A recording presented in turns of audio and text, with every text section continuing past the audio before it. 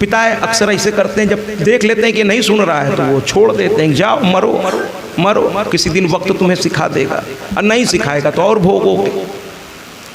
और जिस दिन पिता बच्चों से बात करना छोड़ दे कि आप जो कर रहे हो अनदेखा करता हुआ निकल जाए, मैं बच्चों से कहता हूं सावधान हो जाओ। अगर पिता ने तुम्हें गलती करने पर टोकना छोड़ दिया है तो तुम्हारा विनाश तो स्वयं भगवान भी नहीं बचा पाएगा।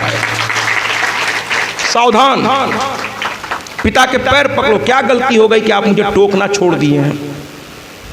पैर पकड़ के उनसे कहो, जब तक आप जिंदा हैं टोकते तो रहिए, आप मेरे प्रतिष्ठा के प्रहरी हैं, रक्षक है मेरे। किस गलती की वजह से आपने मुझसे बोलना टोकना छोड़ दिया? ये बात ध्यान रखिए आप। समझ रहे हैं? तो सत्यव्रत मनमानी करने लगा, राजा मौन हो गए, राजा अपने राज्य काज में डूब गए, भूल गए कि मेरा कोई लड़का है। एक दिन सत्यव्रत ने अनेत कर दिया। एक शादी हो रही थी एक लड़की की, वो उधर से गुजरा, देखा लड़की बड़ी सुंदर है और छत्री था, राजा का लड़का था, और वो सोचा कि इस राज्य में हमको कौन बोलेगा, हमारे पिता ही राजा हैं और मैं युवराज हूँ।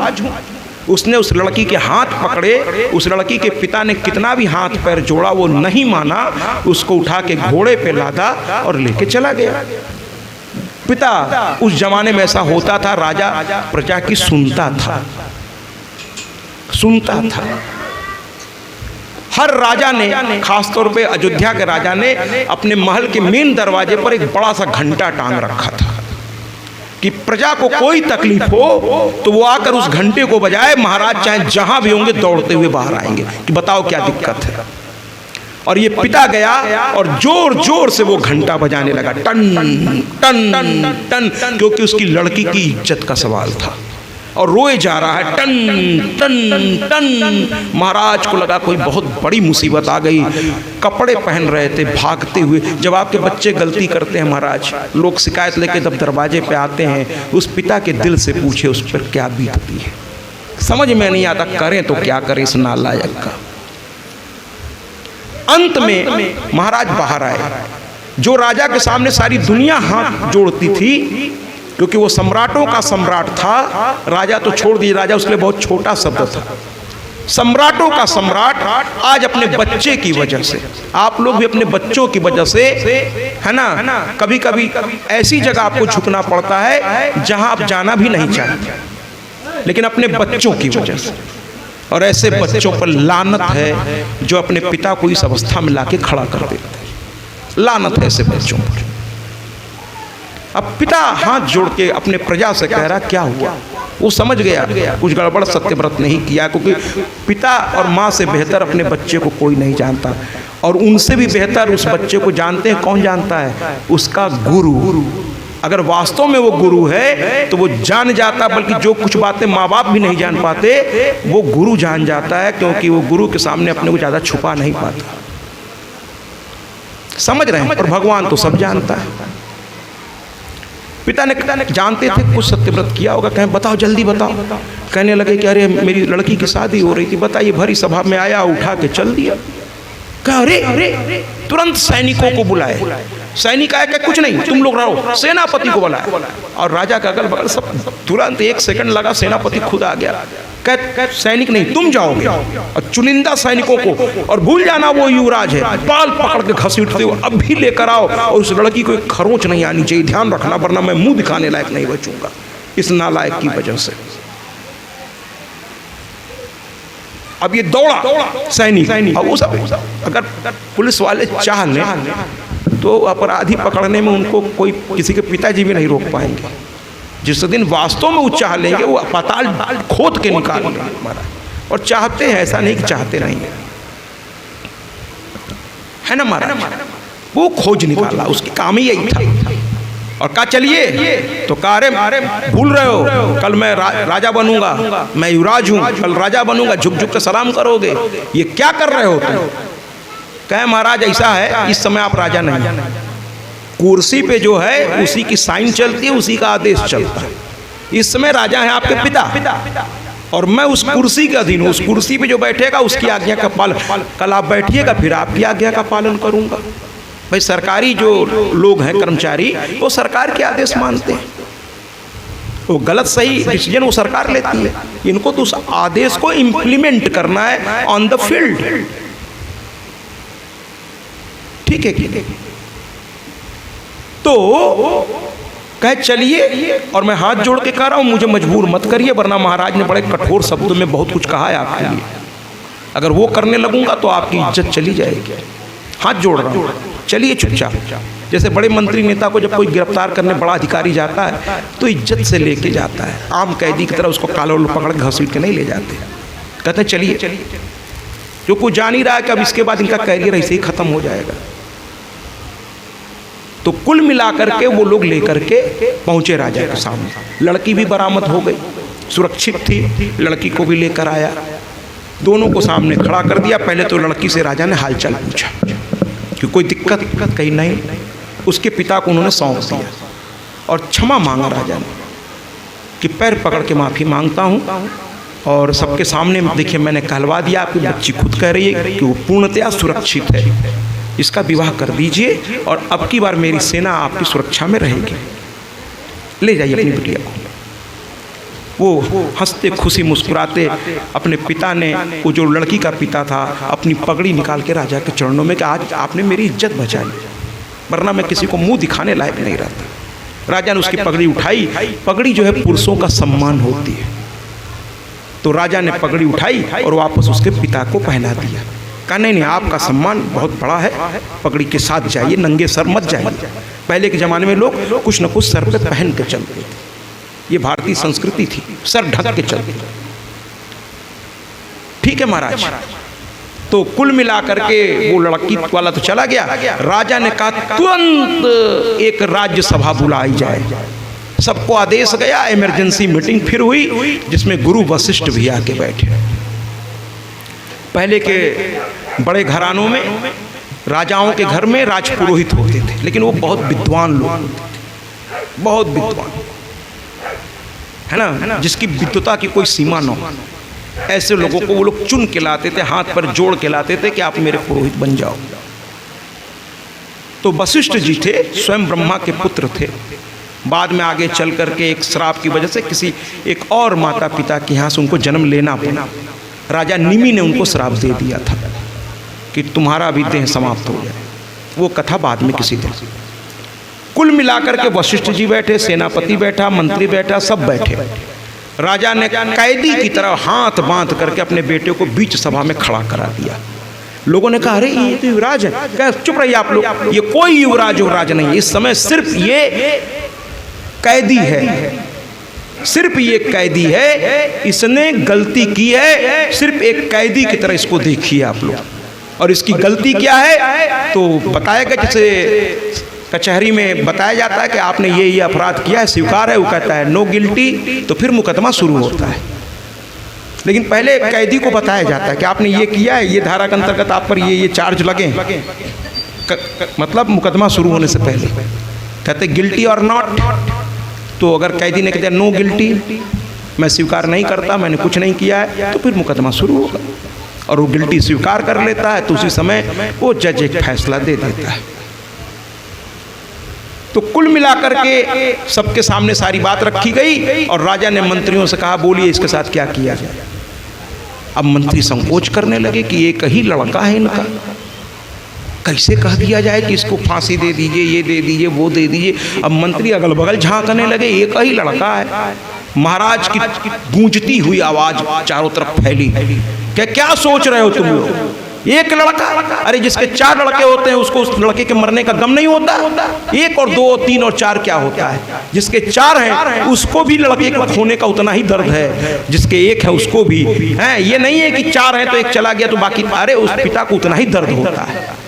ये उंगली कटेगी तो भी तकलीफ होगी, ये उंगली कटेगी तो भी तकलीफ होगी, ये कटेगी। किसी से मत कहिए कि इनका 1 लड़का इसलिए विशेष हो गया और इनके 5 है तो इनके लिए विशेष नहीं है। ऐसा कहकर किसी पिता का अपमान मत करिए।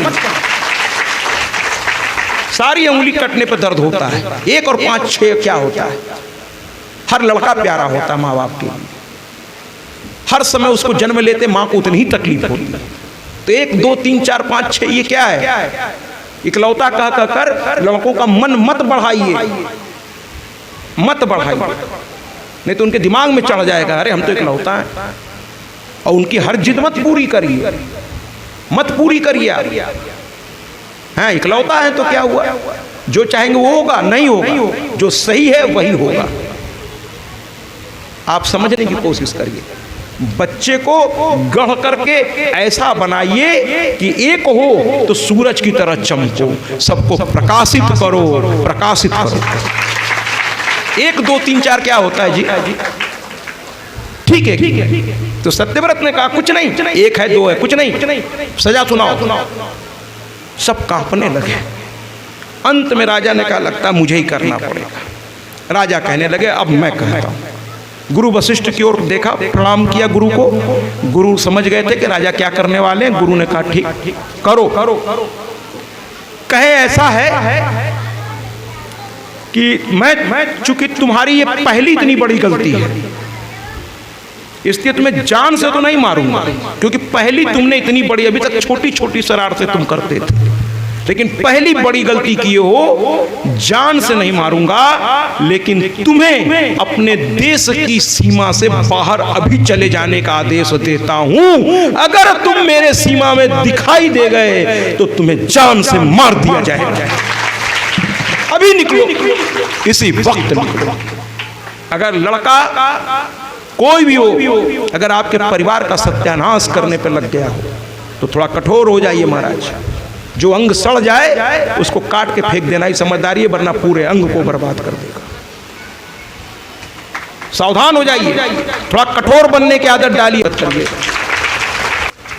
सत्यव्रत ने कहा, सत्यव्रत को कह दे निकल जाओ। आज की भाषा में इसको कहते हैं तड़ीपार, माने अब उस जिले में नहीं दिखोगे, तुम दिखोगे तो मार डाले जाओ। बेचारा ये उठा, कहाँ कल राजा बनने वाला था, एक कर्म ने देखिए उसको कहाँ ला करके खड़ा कर दिया। एक कर्म, अब उसको अफसोस होने लगा। था तो अयोध्या की खून, ब्लड का असर तो पड़ता है। अयोध्या में एक से बढ़कर एक राजा हुए हैं, तो उसको बहुत अफसोस होने लगा, बहुत अफसोस होने लगा। कुल मिला करके महाराज ये सीमा से बाहर चला गया, जंगल में चला गया। और इसको लगा कि यार इतनी बड़ी गलती क्यों कर दिए, राजा बनते बनते फकीर बन गए।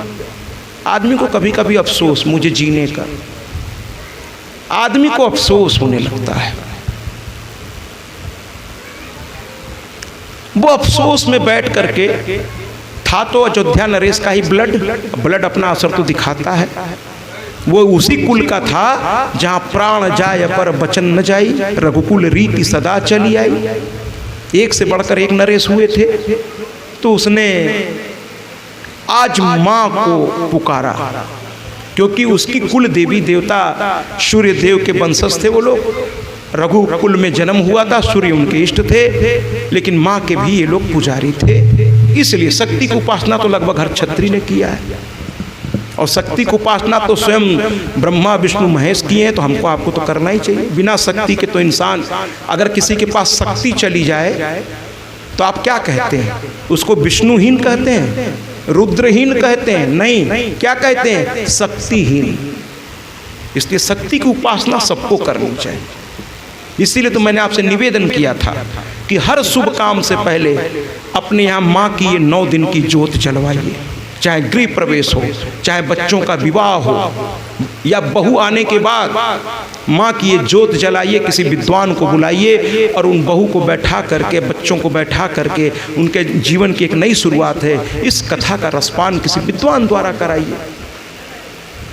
फिर देखिए कुछ तो परिवर्तन होगा, क्योंकि बहू दूसरे घर से आई है, वहाँ पता नहीं क्या संस्कृति थी, अच्छी थी क्या थी, वो तो आप उतना नहीं जान पाए थे।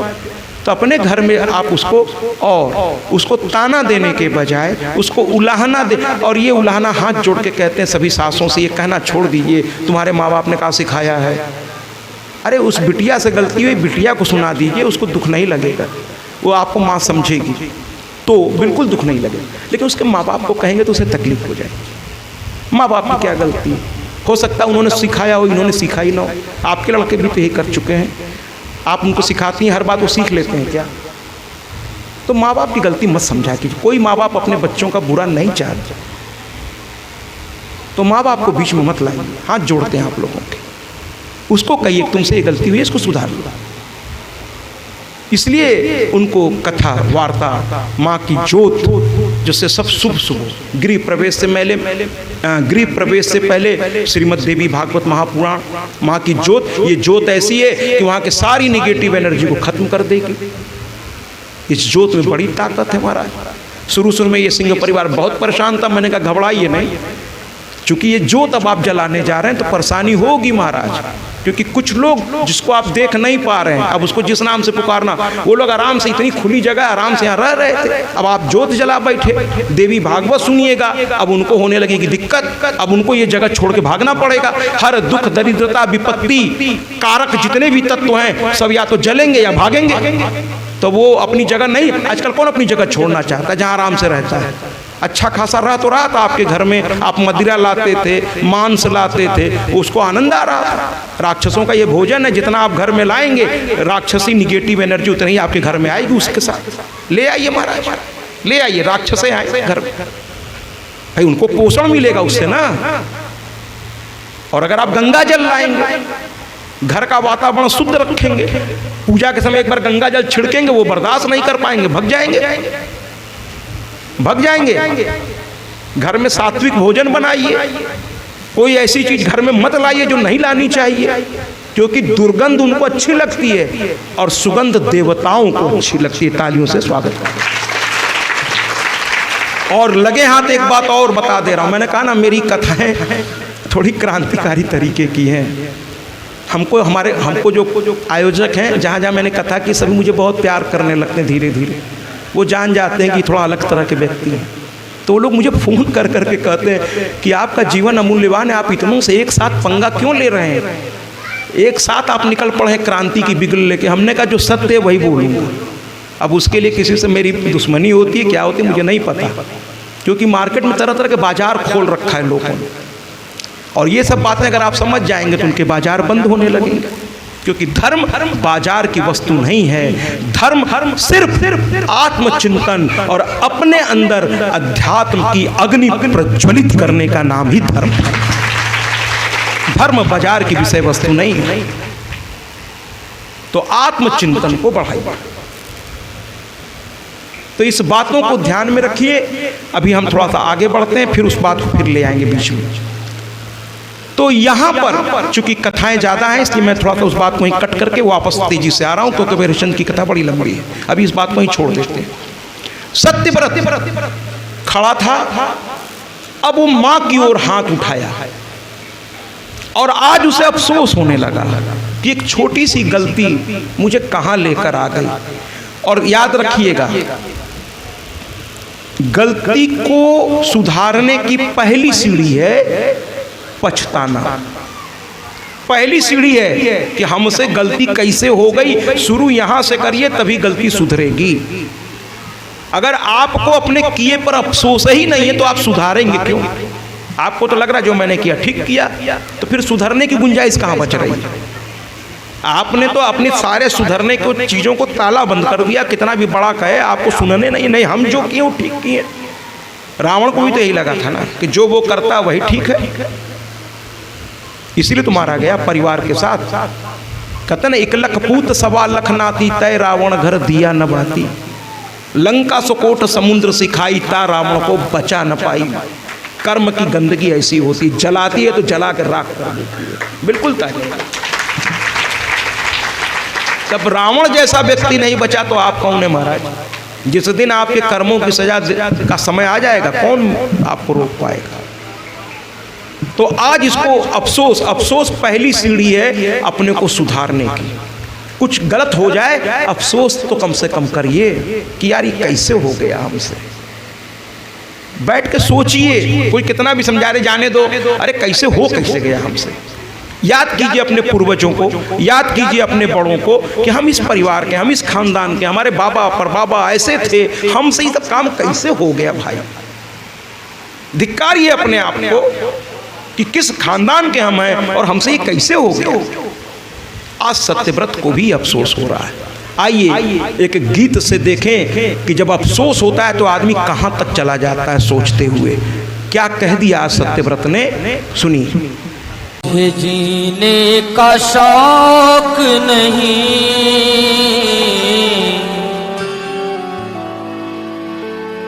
मुझे जीने का शौक नहीं, जीता हूँ दर्श पाने को। मुझे जीने का शौक नहीं, जीता हूँ दर्श पाने को। सफल जीवन बनाने को, सफल जीवन बनाने को, सफल जीवन बनाने को,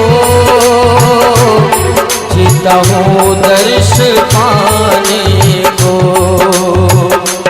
मुझे जीने का शौक नहीं, जीता हूँ दर्श पाने को।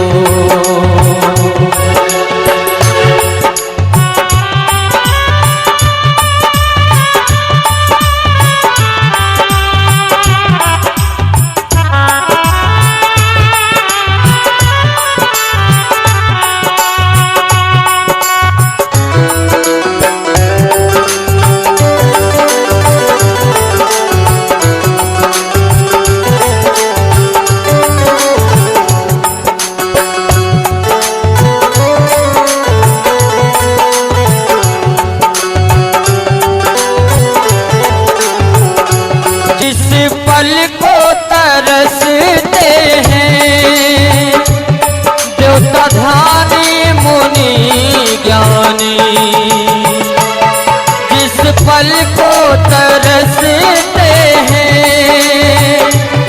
देवता ध्यानी मुनि ज्ञानी। जिस पल को तरसते हैं देवता ध्यानी मुनि ज्ञानी। मिले अवसर मिला है तो, मिले अवसर मिला है तो, छोड़ो तो होना दानी। अब कोई तमन्ना नहीं, अब कोई तमन्ना नहीं, अब कोई तमन्ना नहीं,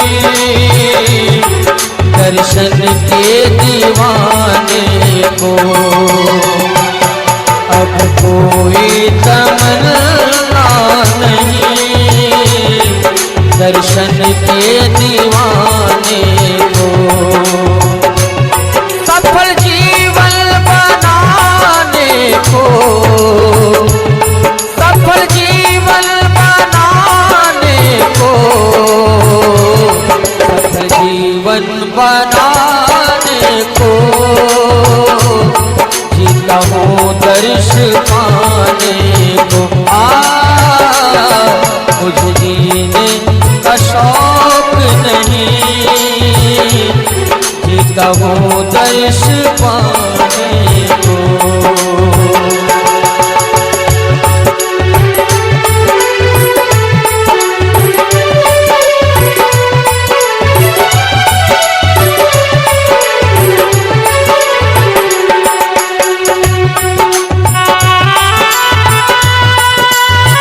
ने दिल से माँ से कह दिया मुझे कुछ नहीं चाहिए, जीता हूँ बस अब, क्योंकि अब तो पिता ने त्याग दिया मुझको और अयोध्या के लोग एक बार त्याग दिए तो त्याग दिए, तो अब मेरे जीवन में कुछ बचा नहीं है, इसलिए आपका दर्शन पाना है मुझको।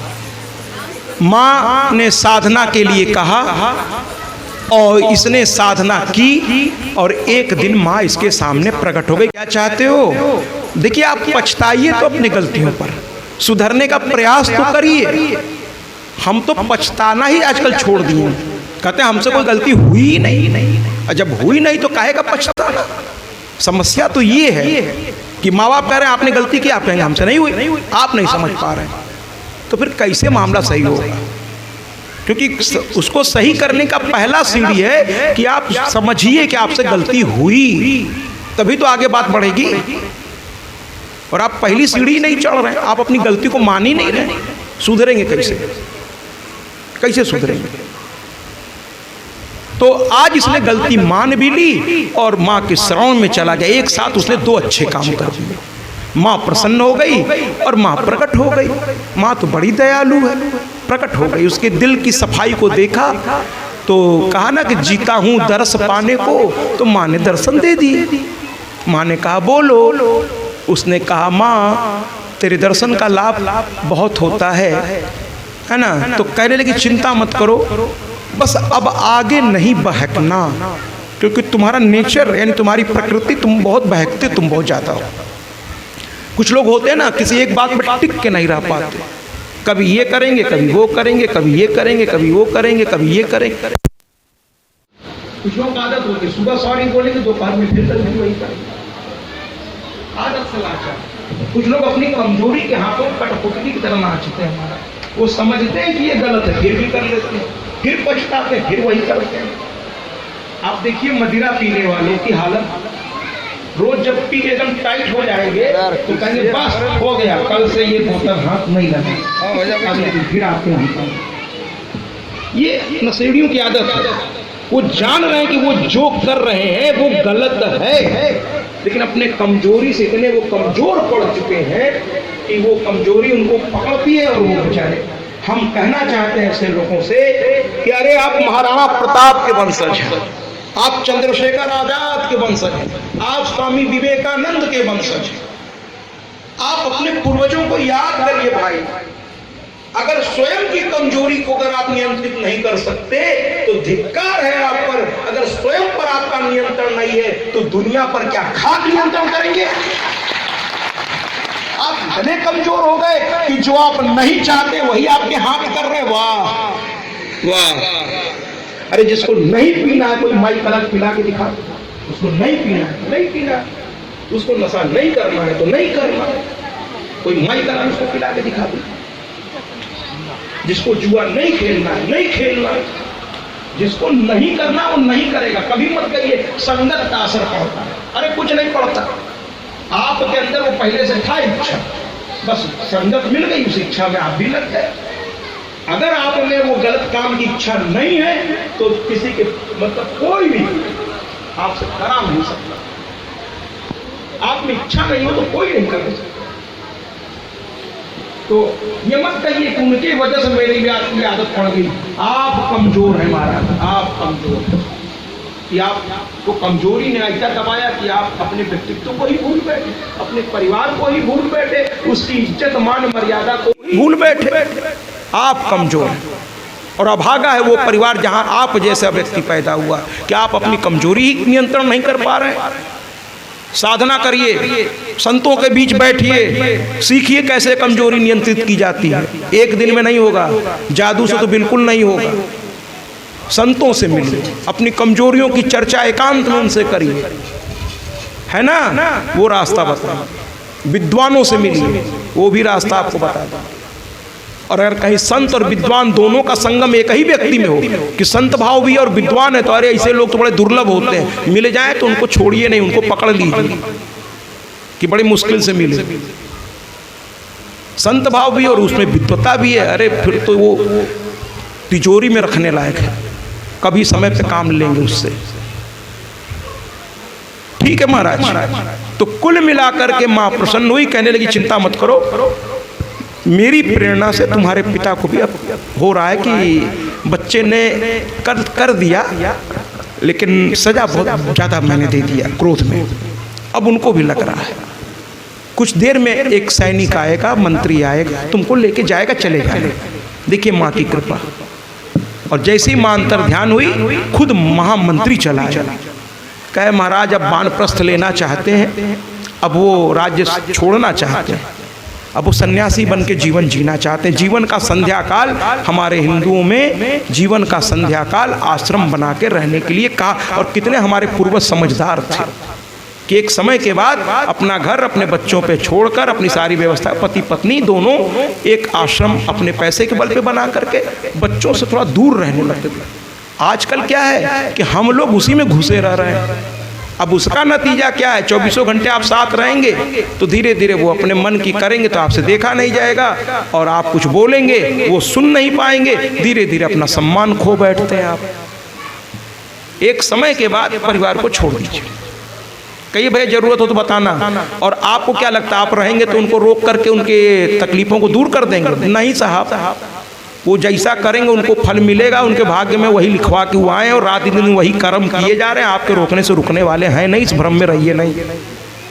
अपनी जिंदगी सुधारिए, अपनी पत्नी को लीजिए, शांति से कहीं पैसा हो एक आश्रम बना के छोटा सा, एक आध गऊ रख लीजिए, है ना, थोड़ी बहुत संभालिए, बच्चों से कह दीजिए बीच बीच में आके मिलते रहो, देखते रहो। अब उनका धर्म है, देखें ना देखें, आप अपना करिए, बीच बीच में कभी आप भी चले जाइए।